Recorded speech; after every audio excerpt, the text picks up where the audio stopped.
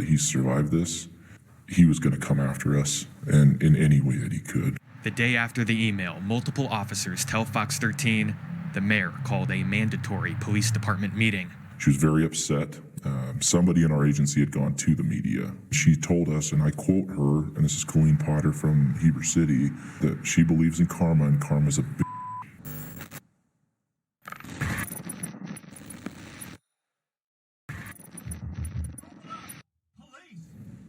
Welcome back to We the People University. My name is Abaya Israel, former police officer, former sheriff's deputy. So today's video was sent to me and I really wanted to share this as well. Again, still in the middle of my move, so I'm not at my desk, so forgive the rough edits. But I still think these videos are worth sharing. Today's video is going to really touch on a question that a lot of people asked me about leaving the department, and now about what I do now, as far as showing the other side of law enforcement that we all know to be true anyway. And this video takes place in Utah and is covered by a Fox network in Utah. And it's going to give you an idea of how it really is to really step away from the department, really start voicing what's right, for those cops who really want to serve the community. So let's be clear, there are some cops that want to serve the community, and I believe I was one of those cops. The sad part is, if you are one of those cops, unfortunately, you can't stay with the department. You're not going to be there too long.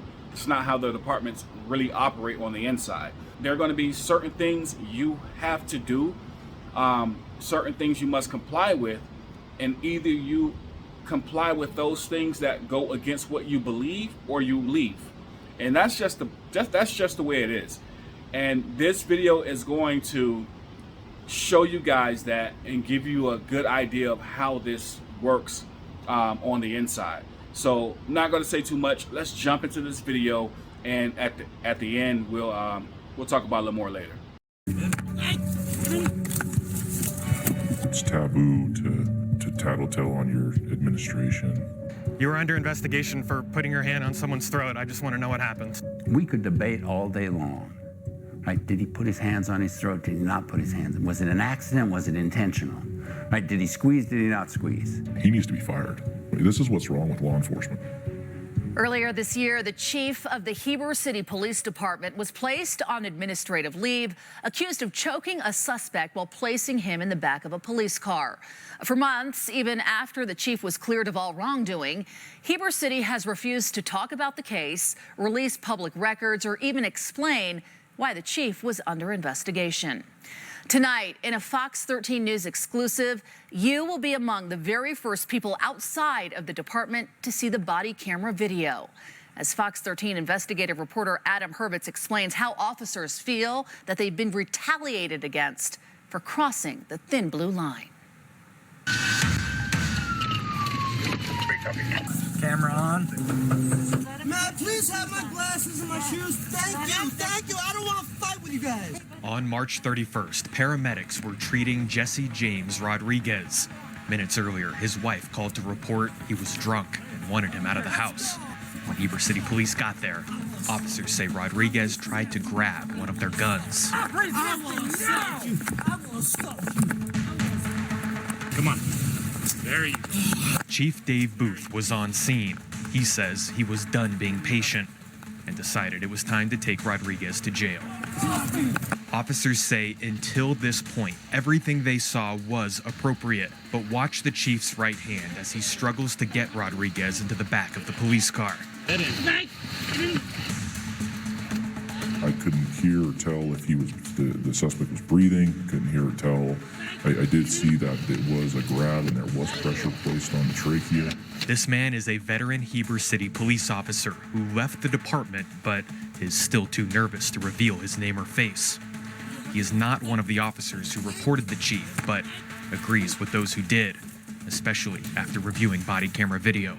We have an obligation to police ourselves. Nobody's above the law, and nobody's allowed to do whatever they want. I don't care if you're the chief of police. You can't do that to somebody that's handcuffed in the back of a police car. You can't do that. Absolutely, it's a case that should be reviewed, especially in light of the position that the department took shortly before this happened regarding any sort of neck or choke restraint. Chris Burbank used to be chief of the Salt Lake City Police Department. He's referring to an email sent out by Heber City's use of force sergeant months prior to the incident, reminding officers that any type of choking technique is not allowed.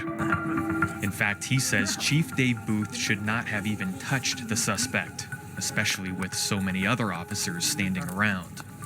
As the administrator, I never wanted to put my officers in a position to have to investigate me. That is just a horrible position to be in.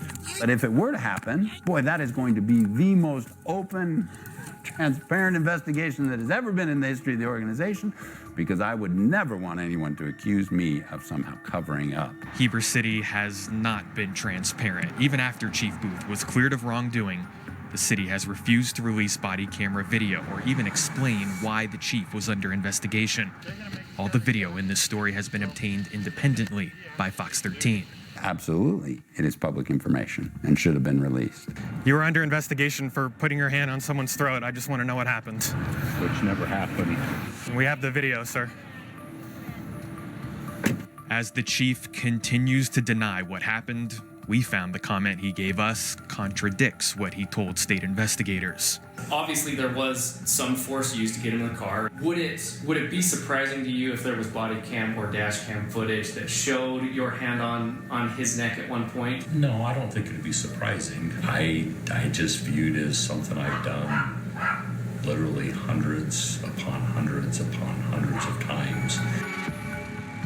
In August, days after the state cleared him of criminal wrongdoing, the city sent out an email stating the chief is back to work because whatever the complaints were against him, they were not substantiated, found to be baseless and without merit. When you say baseless and without merit, you're just calling somebody a liar, and you're saying that this never happened. State investigators tell Fox 13 they cannot explain the city's email because they never told Heber City the complaint was baseless or without merit.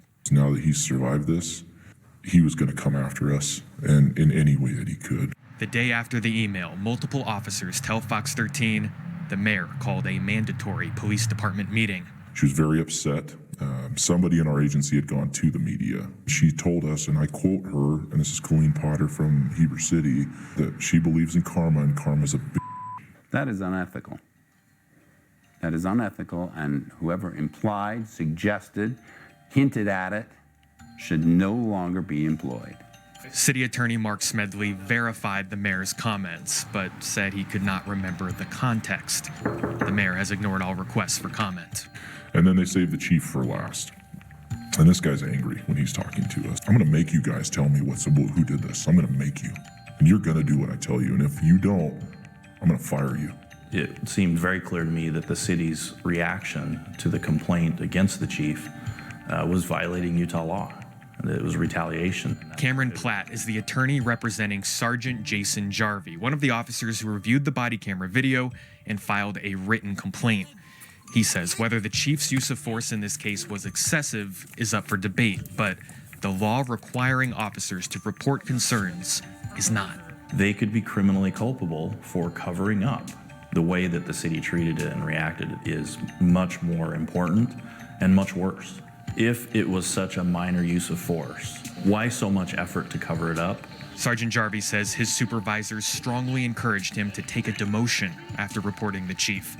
He has since left the department, quote, solely due to the city's retaliatory actions. Jarvie has provided Fox 13 a copy of his personnel file, showing he has never been disciplined. As part of the case, the mayor also placed both him and the chief under an internal investigation conducted by the sheriff's office. This is done by his friend, Jared Rigby, the sheriff. They're friends. Both the city and sheriff's office have refused to provide copies of the completed investigation. However, videos obtained by Fox 13 show Sheriff Jared Rigby repeatedly spoke on behalf of the city, not as a neutral third party, sometimes lecturing or threatening officers rather than asking questions. There is no excessive use of force. And so your perception is wrong. what Dave Booth did is not even use of force. It really comes down to the future, your future in the police department. Sure. So you can dig in your heels and say, And that's not what I'm doing. this is how I feel and no one's going to change. And okay, that's your decision. You just won't get any trusted positions having to do with DT and use of force and sergeant and those kinds of things because you're not willing to learn and be open-minded to it. I cannot believe you would even wander into that area. That is the creation of the thin blue line. I'm here to tell you right now, they'll never tell on him again. They'll never do anything like that again. This will never happen again in Heber City. This is what's wrong with law enforcement. Sheriff Jared Rigby has also ignored our requests for comment and refuses to provide a copy of his internal affairs investigation. Multiple officers have already left the department because of this case. Others say they're in the process of trying to do the same. Reporting in studio tonight, Adam Herbets, Fox 13 News. So again, many people ask me, hey, your former coworkers, do they have a problem with what you do now? And honestly, me personally, I would say, I don't know. No one says anything to me about it. At the same time, I was not in connection with a lot of police officers while I was on the department. Now, this is going to sound really crazy, but I'm probably the only police officer who didn't really like a lot of police officers. So I didn't really talk to a lot of the guys. There were probably about 5 or 6 officers that I really would go out with, grab some lunch with, things of that nature. Everyone else, I kind of, I kept it professional. I did my job. I just didn't like the inner workings of the department. And so for me, I'm more of a family guy, laid back, and I keep to myself. And if I see something that I don't like, I kind of reserve myself and just stay away from it. And so for those officers that I did not know very well or talk to a lot, maybe they don't like what I do, but I wouldn't really know because I don't talk to them and they've never said anything to me. But there are a lot of backstabbing.